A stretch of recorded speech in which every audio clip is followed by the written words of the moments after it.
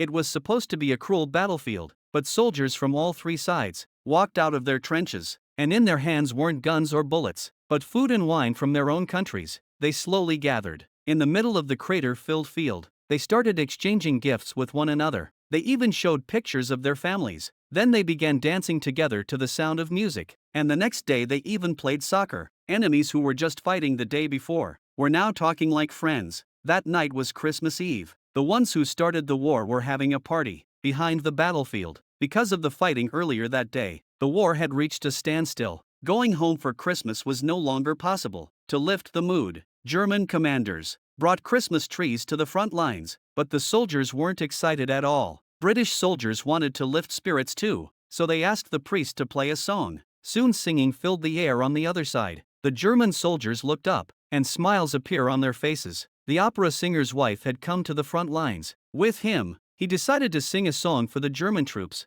To make space, soldiers picked up the Christmas trees and placed them outside the trenches. British soldiers saw the trees lined up and thought it might be a German trick, but then they heard the singing. It was the opera singer's voice. Then the sound of bagpipes reached the German side. It was the priest playing the accompaniment. The singer joined in again. Right away a song was now echoing across no man's land. The opera singer even walked out of the trench, fully exposed to the enemy. A German officer told him to get back, but before he could finish, cheers came from the other side. A priest with the bagpipes stood up and started a new tune. The opera singer got bolder. He picked up a Christmas tree, kept singing, and walked toward the center of the battlefield. More bagpipes joined in. No one interrupted this special moment. Everyone just listened quietly. That night truly felt like a silent night. The laughter seemed to melt the snow. Everyone let down their guard. The leaders from all three sides met in the middle. No one could hear what they said. They opened bottles of champagne and poured drinks.